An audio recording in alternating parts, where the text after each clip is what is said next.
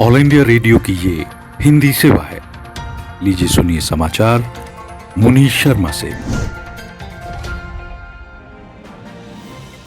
नए तरह के कोरोना वायरस के सामने आने के बाद भारत और ब्रिटेन के बीच दिसंबर के आखिरी हफ्ते से बंद विमान सेवाएं आज बहाल कर दी गईं। ब्रिटेन से 256 यात्रियों को लेकर एक विमान आज सवेरे 10:30 बजे दिल्ली पहुंचा। नागरिक उड्डयन मंत्रालय ने बताया है कि भारत और ब्रिटेन के बीच हर हफ्ते 30 यात्री उड़ानें संचालित की जाएंगी।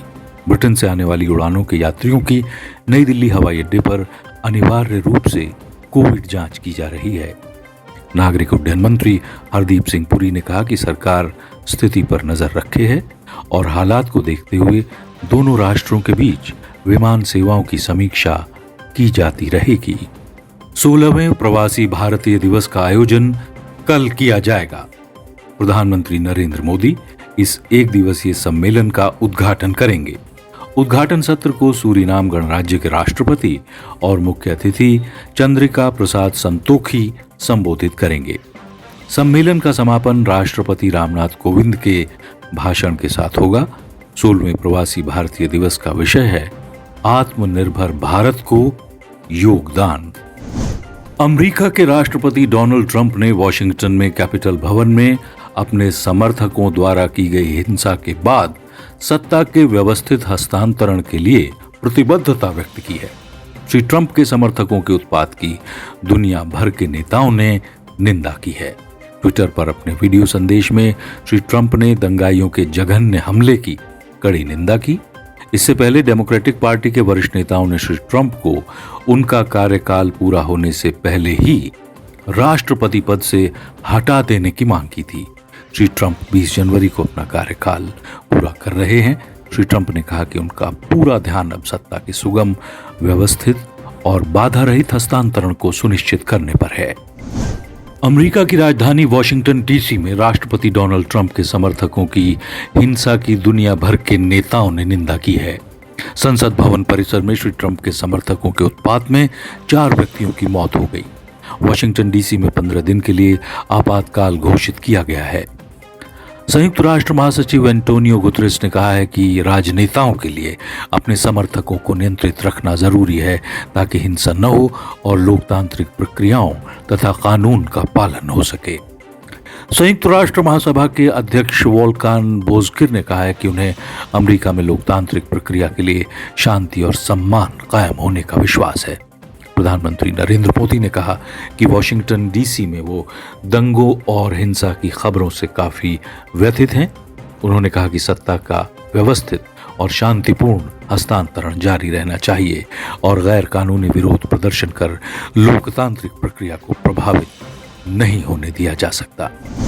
ब्रिटेन के प्रधानमंत्री बोरिस जॉनसन ने अमेरिकी कांग्रेस में उत्पन्न स्थिति को अमर्यादित बताया है। उन्होंने कहा कि अमेरिका दुनिया भर में लोकतंत्र का समर्थक है और सत्ता का हस्तांतरण शांतिपूर्ण और व्यवस्थित तरीके से ही होना चाहिए। न्यूजीलैंड की प्रधानमंत्री जेसिंडा आर्डर्न ने भी इस घटना के पीड़ितों के प्रति सहानुभूति प्रकट करते हुए विश्वास जताया है कि लोकतंत्र कायम रहेगा। कनाडा के प्रधानमंत्री जस्टिन ट्रूडो ने कहा कि कनाडा के लोग हमारे सबसे करीबी सहयोगी और पड़ोसी देश अमेरिका में लोकतंत्र पर हुए इस हमले से बहुत परेशान और दुखी हैं। दंगे के कारण जो बाइडेन को राष्ट्रपति चुनाव का विजेता घोषित करने के लिए आयोजित कांग्रेस का संयुक्त अधिवेशन कुछ घंटों के लिए स्थगित कर देना पड़ा। हालांकि कांग्रेस ने बाद में इसकी पुष्टि कर दी और इसके साथ ही इस महीने की 20 तारीख को जो बाइडेन को अमेरिका के 46वें राष्ट्रपति के रूप में शपथ दिलाने का मार्ग प्रशस्त हो गया है। उपराष्ट्रपति और सीनेट के अध्यक्ष माइक पेंस ने कांग्रेस में इस बात की पुष्टि की कि नवंबर में हुए चुनाव में 538 इलेक्टोरल वोट्स में से जो बाइडेन और कमला हैरिस को 306 जबकि डोनाल्ड ट्रंप और माइक पेंस को 232 वोट मिले हैं। जापान के प्रधानमंत्री योशिहिदे सुगा ने विश्वास व्यक्त किया है कि कोविड-19 के मामले बढ़ने के बाद राजधानी टोक्यो में आपातकाल की घोषणा के बावजूद जापान ओलंपिक खेलों का आयोजन करेगा। जापान की सरकार ने कहा है कि आयोजक टोक्यो ओलंपिक को सुरक्षित करने के लिए पूरा प्रयास कर रहे हैं ताकि ये सिद्ध हो सके कि मानवता ने कोविड महामारी को हरा दिया है। जापान में कल पहली बार 7,000 लोगों में कोरोना वायरस संक्रमण की पुष्टि हुई। इनमें से आधे से अधिक मामले राष्ट्रीय राजधानी क्षेत्र में सामने आए। देश में आपातकाल लागू होने के बाद जापान के प्रधानमंत्री ने कहा कि कोरोना वायरस के तेजी से प्रसार ने देश में ऐसी स्थिति पैदा कर दी है जो लोगों के जीवन और अर्थव्यवस्था पर भी गंभीर असर डाल सकती है। जापान की सरकार ने फरवरी माह के अंत तक टीकाकरण अभियान शुरू करने की आशा व्यक्त की है। प्रधानमंत्री सुगा ने कहा कि वो इस वर्ष ओलंपिक और पैरालंपिक खेल आयोजित कराने के लिए प्रतिबद्ध हैं। दरअसल टोक्यो ओलंपिक पिछले वर्ष कोविड महामारी के कारण टाल दिए गए थे। अब ओलंपिक खेल इस साल 23 जुलाई से 8 अगस्त तक आयोजित किए जाने हैं, जबकि पैरालंपिक खेल 24 अगस्त से 5 सितंबर तक खेले जा सकते हैं। ये समाचार ऑल इंडिया रेडियो की हिंदी सेवा से प्रसारित किए जा रहे हैं। प्रधानमंत्री नरेंद्र मोदी ने प्रोफेसर चित्रा घोष के निधन पर शोक व्यक्त किया है। अपने ट्वीट में उन्होंने कहा कि प्रोफेसर घोष ने शिक्षा और सामुदायिक सेवा के क्षेत्र में अग्रणी योगदान किया। श्री मोदी ने कहा कि उनकी डॉक्टर घोष के साथ नेताजी सुभाष चंद्र बोस से संबंधित फाइलों को सार्वजनिक करने सहित कई विषयों पर चर्चा हुई थी। प्रधानमंत्री ने शोक संतप्त परिवार के प्रति संवेदना व्यक्त की है।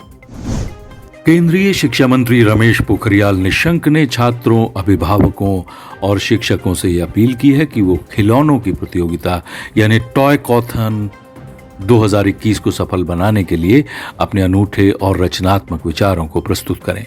कल एक वीडियो संदेश में शिक्षा मंत्री ने कहा कि भारत का खिलौना उद्योग 10,500 करोड़ रुपए का है और हम 80% खिलौने विदेश से आयात करते हैं। उन्होंने कहा कि टॉयकैथॉन एक अनूठा मंच उपलब्ध कराएगा जिसमें भारतीय मूल्यों और विचारों पर आधारित नए नए खिलौने बच्चों में सकारात्मक व्यवहार और अच्छे मूल्यों का विकास करेंगे।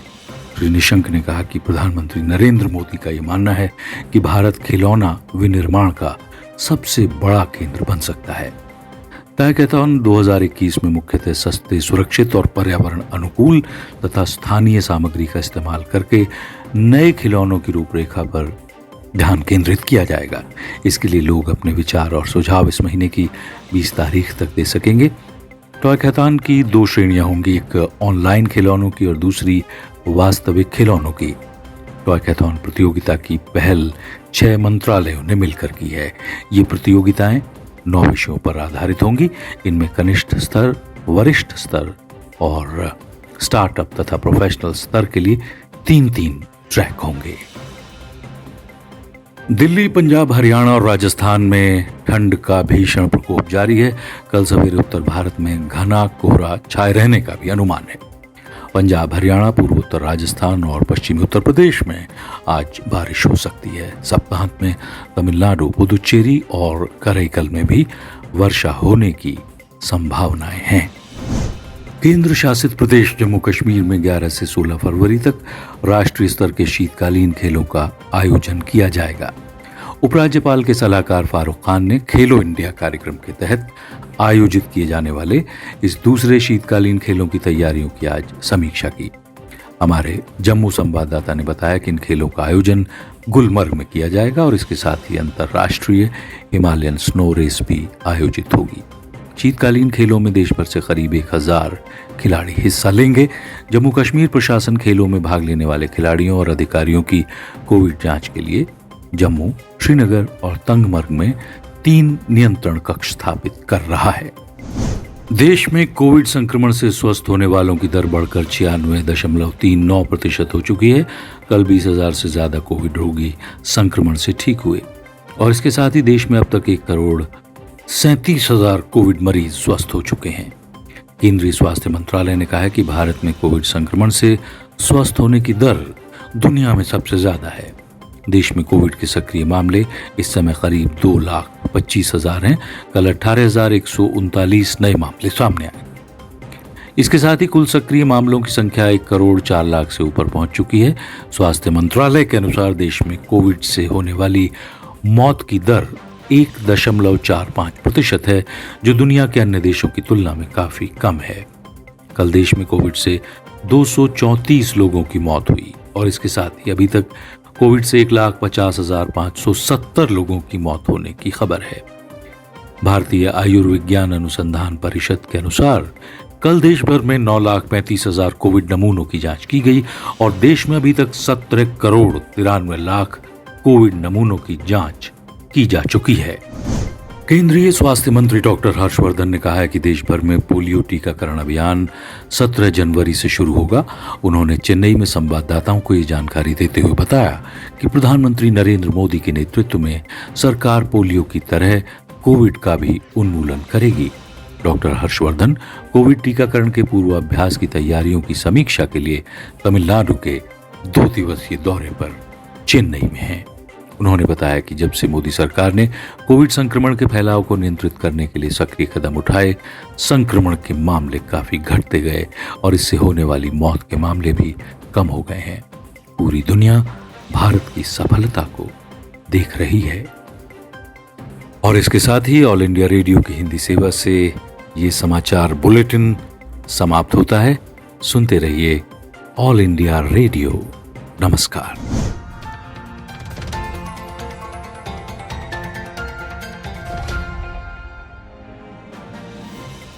ये ऑल इंडिया रेडियो की हिंदी सेवा है। आइए सुनते हैं समाचार पत्रों से। आलेख हिंदी एकांश विदेश प्रसारण प्रभाग का है। वाचक हैं मनोज कुमार चौधरी। आज के समाचार पत्रों ने विविध विषयों पर संपादकीय टिप्पणियां की हैं।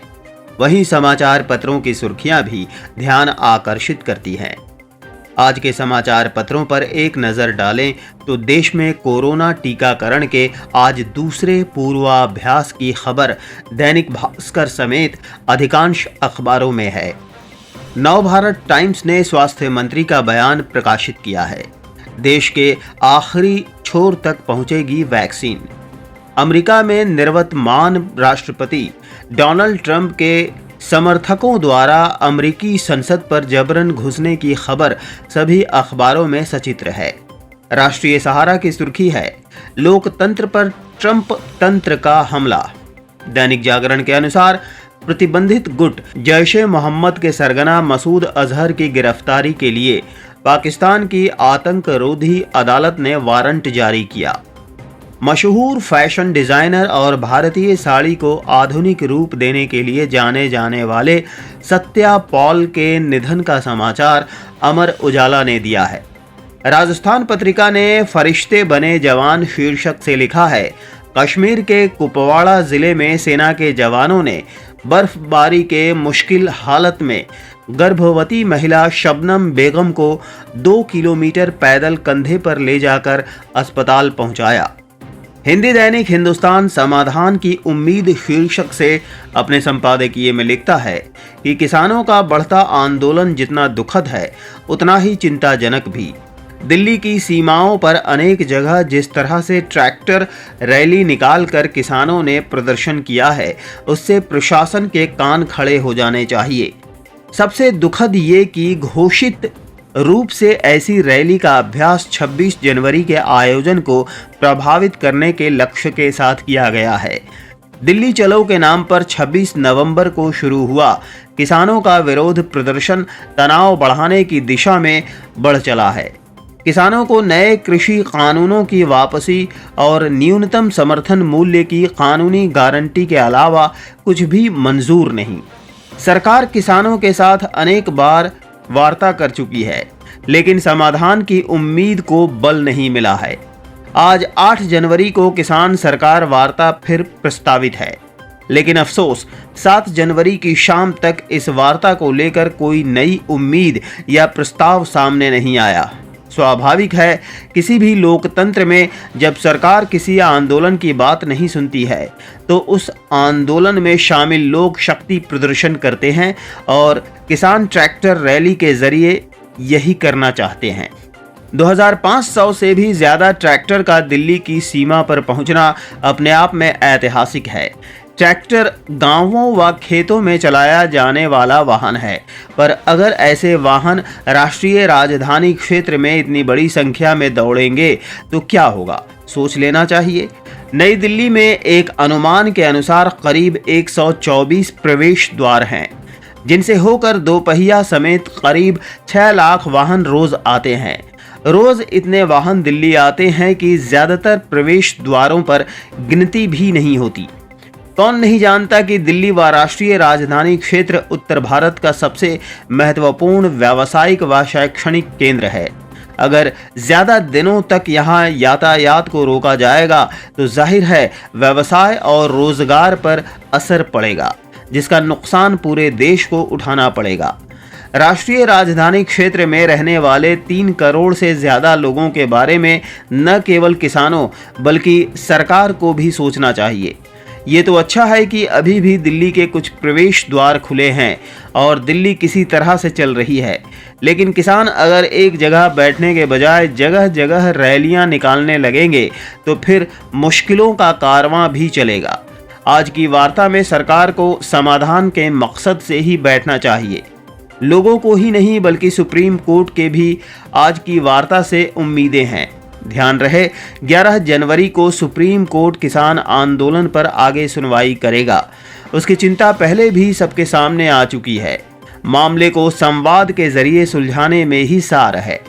हिंदी के समाचार पत्र राष्ट्रीय सहारा शांतिपूर्ण सत्ता हस्तांतरण शीर्षक से अपने संपादकीय में लिखता है कि अमेरिका की राजधानी वॉशिंगटन डीसी में पिछले 12 घंटे के घटनाक्रम ने लोकतंत्र की ताकत, उसकी सीमा और उसकी कमजोरियों को उजागर किया है। दुनिया का सबसे पुराना लोकतंत्र होने का दावा करने वाला अमेरिका 6 जनवरी को एक अप्रत्याशित और असाधारण राजनीतिक संकट का गवाह बना, जो देश को किसी भी रास्ते पर ले जा सकता था। अंततः राजनीतिक बुद्धिमत्ता और संयम की जीत हुई तथा राष्ट्रपति चुनाव का नतीजा नहीं मानने की जिद पर अड़े डोनाल्ड ट्रंप ने नवनिर्वाचित डेमोक्रेटिक राष्ट्रपति जो बाइडेन के पक्ष में शांतिपूर्ण सत्ता हस्तांतरण की बात सार्वजनिक रूप से जाहिर की। इस तरह पिछले 2 महीने से जारी राजनीतिक संकट और अनिश्चितता का पटाक्षेप हुआ। संकट टलने के बावजूद ये यक्ष प्रश्न कायम है कि राजनीतिक रूप से विभाजित अमेरिकी समाज पुरानी बातों को भूलकर नई शुरुआत कर सकेगा या नहीं। ट्रंप ने शांतिपूर्ण सत्ता हस्तांतरण की बात स्वीकार करने के बावजूद ये घोषणा की कि उनका संघर्ष जारी रहेगा। जाहिर है ये संघर्ष केवल वैध मतों की गिनती तक ही सीमित नहीं है। ट्रंप अपने 4 वर्ष के कार्यकाल में अमेरिका की राजनीति और समाज जीवन पर वर्चस्व कायम रखने वाले प्रतिष्ठान से जूझते रहे। 7 करोड़ से अधिक मतदाताओं का समर्थन हासिल करने वाले डोनाल्ड ट्रंप आगामी दिनों में अपना संघर्ष कैसे जारी रखेंगे, इस पर अमेरिका ही नहीं बल्कि पूरी दुनिया की नज़र होगी। नए राष्ट्रपति जो बाइडेन के लिए भी ये चुनौती होगी कि वो विभिन्न स्तरों और आधारों पर विभाजित अमेरिकी समाज को एकजुट करने के लिए कौन से कदम उठाते हैं। 6 जनवरी को अमेरिकी संसद में नाटकीय घटनाक्रम हुआ। अमेरिकी संसद भवन कैपिटल हिल में ट्रंप के समर्थक घुस आए। पुलिस के साथ उनका टकराव हुआ जिसमें 4 लोगों की मौत हो गई। ये हिंसा उस समय हुई जब अमेरिकी संसद में इलेक्टोरल कॉलेज की प्रक्रिया चल रही थी। समूची दुनिया के लोकतांत्रिक देशों में इस घटना की कड़ी निंदा की जा रही है। अभी आप समाचार पत्रों से सुन रहे थे। आलेख हिंदी एकांश विदेश प्रसारण प्रभाग का था। वाचक थे मनोज कुमार चौधरी।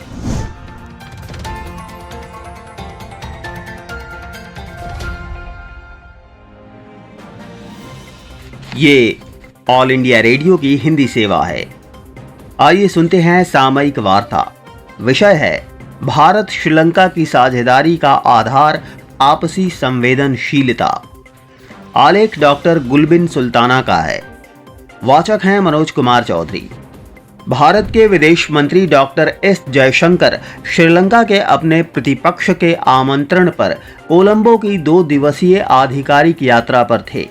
ये 2021 में विदेश मंत्री की पहली विदेश यात्रा तो थी ही, साथ ही ये नए वर्ष में किसी विदेशी उच्च पदाधिकारी की श्रीलंका की पहली यात्रा थी। डॉक्टर एस जयशंकर ने राष्ट्रपति गोठभय राजपक्षे, प्रधानमंत्री महिंदा राजपक्षे, विदेश मंत्री दिनेश गुणावर्धने, मत्स्योद्योग मंत्री डगलस देवानंदा, पूर्व प्रधानमंत्री रानिल विक्रमसिंघे, विपक्षी नेता सजित प्रेमदासा, संपदा आवास और सामुदायिक आधारभूत संरचना राज्य मंत्री जीवन थोंडमान तथा पिछड़े ग्रामीण क्षेत्र विकास राज्य मंत्री सथा सिवन वियलेंदिरन, तमिल नेता तथा श्रीलंका के व्यावसायिक समुदाय के साथ मुलाकात की। इस यात्रा का मुख्य उद्देश्य द्विपक्षीय संबंधों के आड़े आ रही विशेष चुनौतियों को संबोधित करने की प्रक्रियाओं में सुविधा पहुंचाना तथा संपूर्ण मुद्दों पर चर्चा करना था। दोनों देशों के बीच के समझौतों तथा सहमति पत्रों के क्रियान्वयन में हो रही देरी मुख्य मुद्दों में से एक मुद्दा है। इस यात्रा के दौरान विदेश मंत्री ने श्रीलंका की आर्थिक रिकवरी में गति प्रदान करने तथा परस्पर आर्थिक हित के लिए कनेक्टिविटी, ऊर्जा तथा मूलभूत संरचना के क्षेत्रों की परियोजनाओं पर चल रही चर्चा से इन परियोजनाओं को जल्द क्रियान्वित करने का आह्वान किया। श्रीलंका के विदेश मंत्री के साथ एक बैठक के बाद डॉक्टर जयशंकर ने दवा निर्माण के लिए विशेष क्षेत्र तथा पर्यटन में विशेष रूप से निवेश की विशाल संभावनाओं पर बातचीत की। भारतीय विदेश मंत्री ने कोलंबो बंदरगाह के ईस्ट कंटेनर टर्मिनल (ECT) के विकास पर भी चर्चाएं की। मई 2019 में श्रीलंका के पूर्व शासन के तहत ECT को विकसित करने के लिए श्रीलंका, भारत तथा जापान के बीच एक त्रिपक्षीय समझौता हुआ था। कोलंबो बंदरगाह पर व्यवसाय का 60 से 70% हिस्सा भारतीय पोतांतरण से आता है। इस टर्मिनल के विकास में भारत का वास्तविक हित यही है। श्रीलंका के आम लोगों के जीवन को उन्नत बनाने में अत्यधिक योगदान सामाजिक, सामुदायिक तथा मानव संसाधन क्षेत्र में भारत की विकास साझेदारी का है। श्रीलंकाई नेताओं के साथ बातचीत के दौरान डॉक्टर जयशंकर ने कृषि, प्रौद्योगिकी, कौशल तथा शहरी विकास और व्यावसायिक प्रशिक्षण केंद्र की स्थापना के क्षेत्रों में श्रीलंका के साथ विकास साझेदारी को जारी रखने संबंधी भारत की इच्छा से नेताओं को अवगत कराया। ध्यातव्य है कि व्यावसायिक प्रशिक्षण केंद्रों को श्रीलंका की सरकार ने महत्वपूर्ण माना है। समुद्र तथा सुरक्षा की बढ़ती चुनौतियों से निपटने के लिए श्रीलंका की योग्यताओं को बढ़ाने के लिए भारत की तैयारियों के प्रति भी मंत्री ने आश्वस्त किया। डॉक्टर जयशंकर ने कोविड-19 महामारी के दौरान श्रीलंका के साथ सहयोग करने की अपनी वचनबद्धता को कोविडोत्तर काल में भी भारत से कोविड-19 के टीके देने के श्रीलंका के आग्रह के प्रति सकारात्मक प्रतिक्रिया देकर भारत के इरादे को संप्रेषित किया। मछुआरों के मुद्दे तथा तमिलों के पुनर्वास जैसे भारत श्रीलंका के द्विपक्षीय संबंधों के दो महत्वपूर्ण लंबित मुद्दों को भी भारतीय मंत्री ने उठाया। श्रीलंका के मत्स्योद्योग मंत्री डगलस देवानंदा के साथ मत्स्योद्योग पर साझा कार्यकारी समूह की 30 दिसंबर 2020 को हुई गत बैठक के बाद मत्स्योद्योग क्षेत्र में श्रीलंका के साथ भारत के सहयोग की समीक्षा डॉक्टर जयशंकर ने की। श्रीलंकाई अधिकारियों द्वारा पकड़े गए भारतीय मछुआरों की जल्द रिहाई का निवेदन भी किया गया। श्रीलंका की मौजूदा व्यवस्था के कुछ सदस्य श्रीलंका के संविधान के 13वें संशोधन को रद्द करने का समर्थन कर रहे हैं। ये संशोधन प्रांतीय परिषदों के लिए सत्ता का हस्तांतरण किए जाने का प्रावधान करता है। 1987 में भारत श्रीलंका संधि पर हस्ताक्षर के दौरान इस संशोधन की सिफारिश की गई थी तथा बाद में श्रीलंकाई संसद ने इसे पारित किया। इसके बाद भारत श्रीलंका की एकता, स्थिरता तथा क्षेत्रीय अखंडता के प्रति वचनबद्ध है। नई दिल्ली इस पर दृढ़ता से विश्वास करता है कि श्रीलंका की सरकार को 13वें संशोधन के क्रियान्वयन तथा सत्ता के सार्थक हस्तांतरण के प्रति वचनबद्ध रहना चाहिए।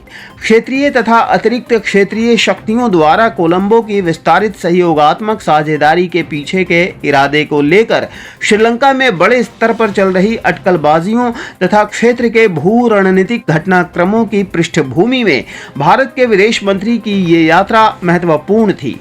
इससे ये संदेश गया कि भारत श्रीलंका का हमेशा एक अवलंबन योग्य साझेदार तथा एक भरोसेमंद मित्र रहेगा और परस्पर विश्वास, हित, सम्मान तथा संवेदनशीलता पर आधारित अपने संबंधों को सशक्त बनाता रहेगा।